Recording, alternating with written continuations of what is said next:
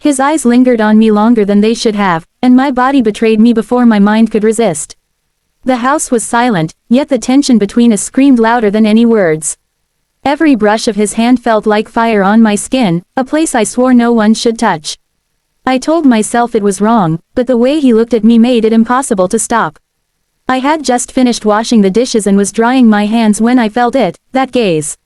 Subtle to anyone else, but heavy to me. When I turned, his eyes were already locked on mine. He was no longer the polite boy I once knew. He was a man now, and the way he looked at me took the air from my lungs. I tried to dismiss it. Told myself I was imagining things. But the truth was harder to ignore. His eyes followed me with a hunger that shouldn't have been there. And worse, I realized I didn't want him to stop. Later, I carried tea into the living room. He sat on the couch, relaxed, yet his gaze never left me. I placed his cup down carefully, avoiding his eyes, but I could still feel the heat of his presence. "Thanks," he said, his voice low, almost intimate in the way it curled around me. I forced a smile. Of course, I sat at the far end of the couch, though it didn't feel far enough. The silence between us grew heavy. The television hummed in the background, but all I could hear was the pounding of my heart. Then I noticed it, his hand resting near mine, just inches away. It wasn't touching me, but the electricity in that small distance made me ache in ways I had forgotten. I pulled my hand away quickly, and yet his faint smirk told me he knew exactly what I was running from. And deep down, I wasn't sure I wanted to keep running. The next morning, the memory of that look haunted me. I told myself it was nothing. But at breakfast, when he brushed past me to reach for the coffee pot, his shoulder grazed mine.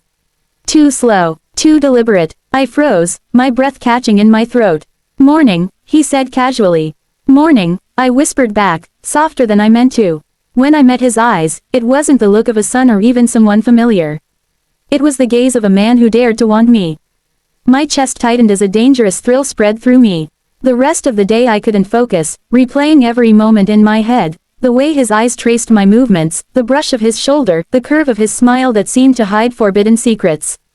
That night, I lay awake staring at the ceiling, restless, unable to escape the storm building inside me.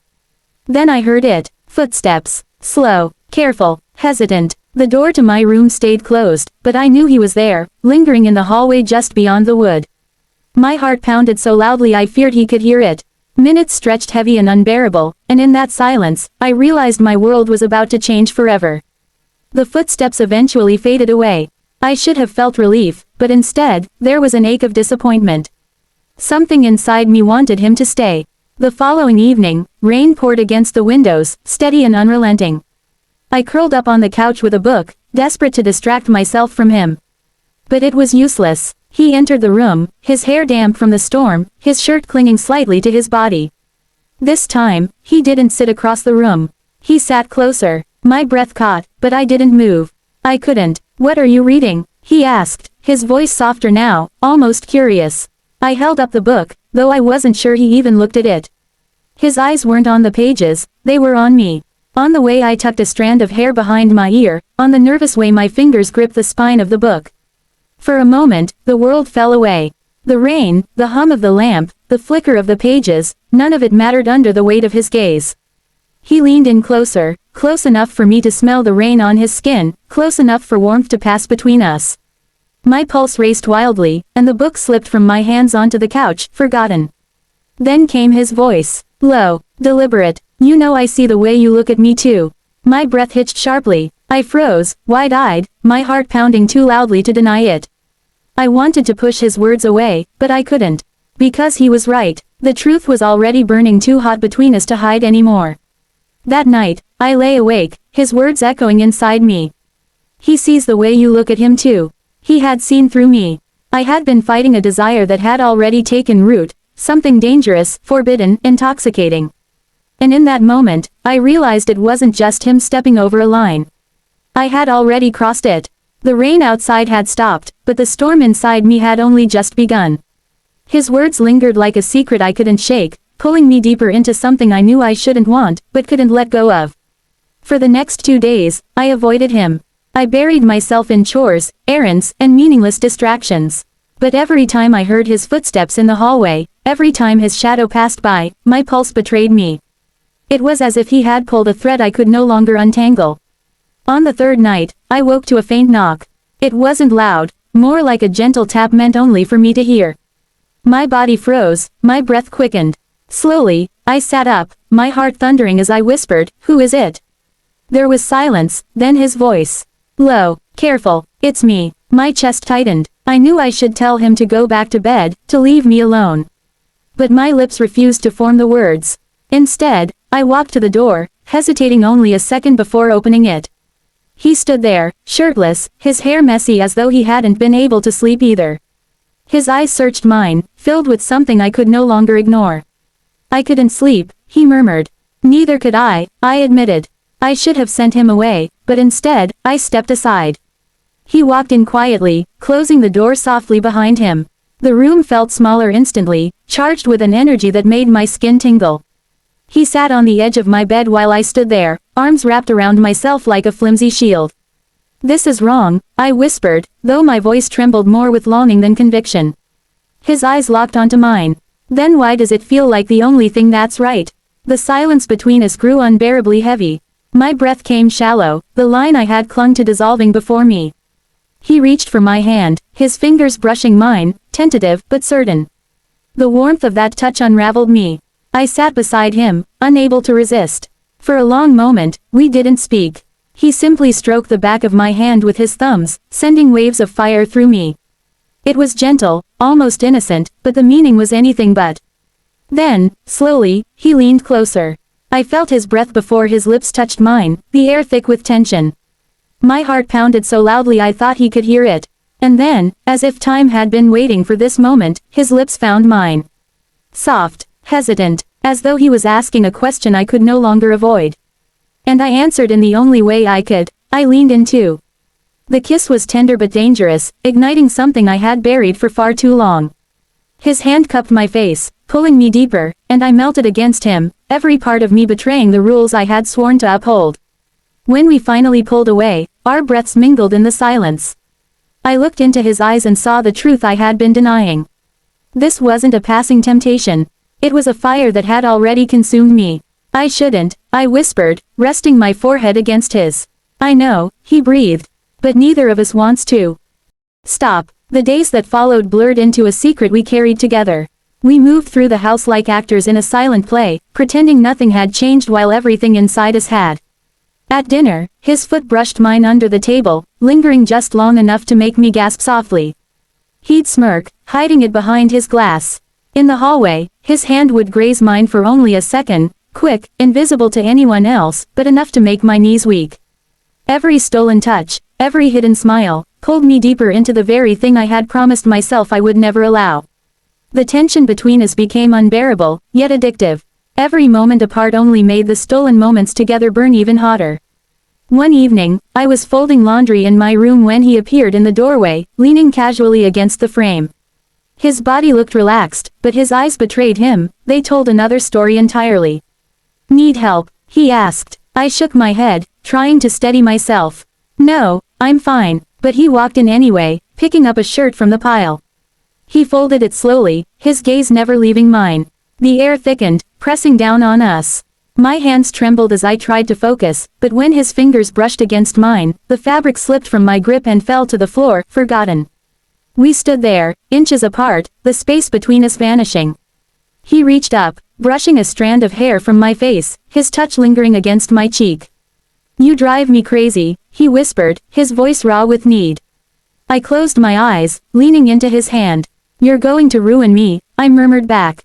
His lips found mine again, this time urgent, hungry, filled with the passion we had been denying for far too long. My arms wrapped around him, pulling him closer, as if I could lose myself inside his heat.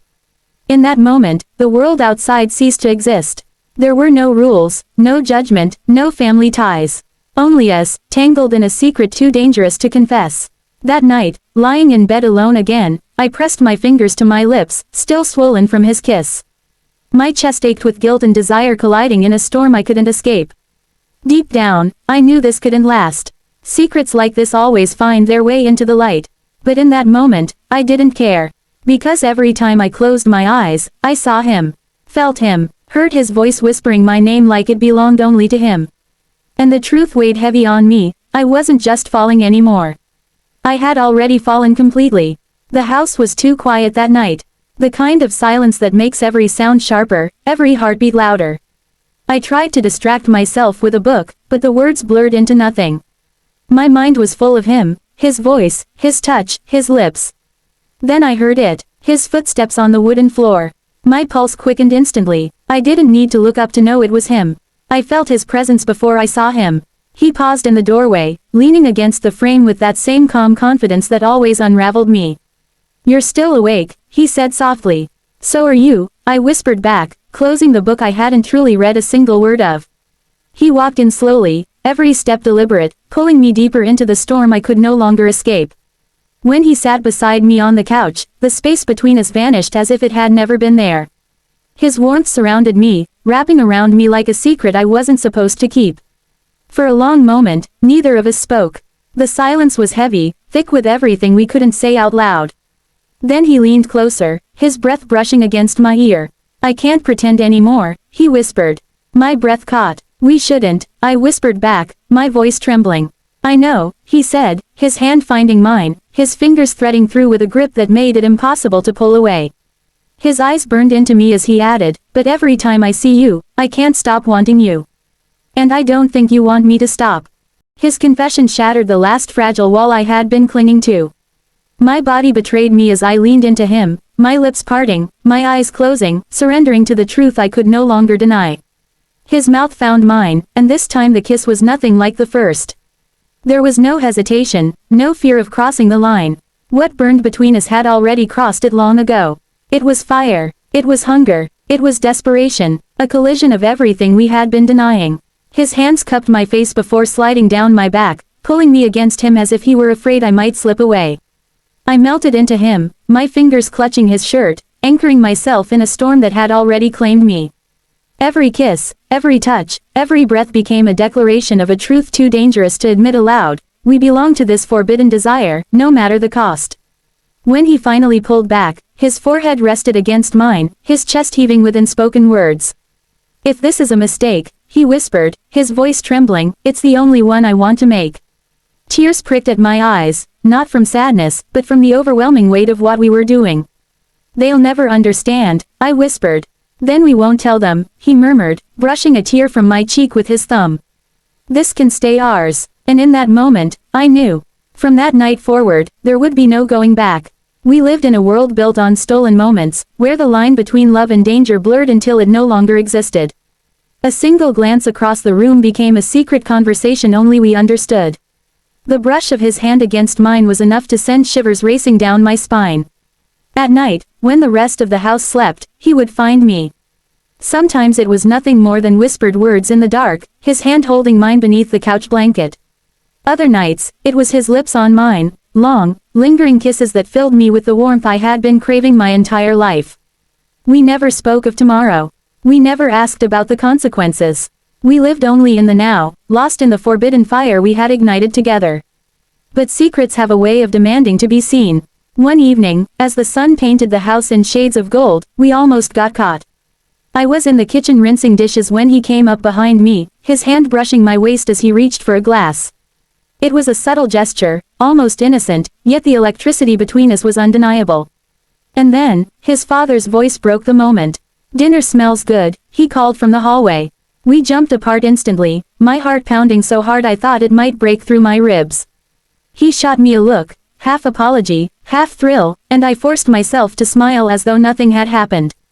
But deep down, I knew the danger of being so close, so careless, only made the fire between us burn hotter. That night, when the house was finally still, he came to me in the dark. His lips found mine, his breath uneven, his voice trembling as it brushed against my skin. "We can't keep doing this," I whispered, though my arms betrayed me, pulling him closer instead of pushing him away. He pressed his forehead to mine, his voice low and rough. "Then tell me to stop." But I couldn't. The truth was, I didn't want to stop. Days turned into weeks, each one more dangerous than the last. I lived two lives, the one the world saw, and the one that belonged to him alone. The guilt weighed heavily, but it was nothing compared to how he made me feel, alive, wanted, truly seen. One night, as we lay tangled together in silence, he whispered, "Do you regret it?" I turned to meet his eyes in the dark. "No," I said softly. "I regret not giving in sooner." His faint smile was almost broken, but his arms tightened around me as though he never wanted to let go. And so, our secret lived on in the shadows, hidden in stolen moments and unspoken promises. Maybe one day the truth would destroy us. Maybe the weight of it all would eventually become too much to carry. But for now, desire ruled over reason, and neither of us wanted it any other way. This story reveals how a quiet attraction grew into a dangerous secret that neither of them could resist.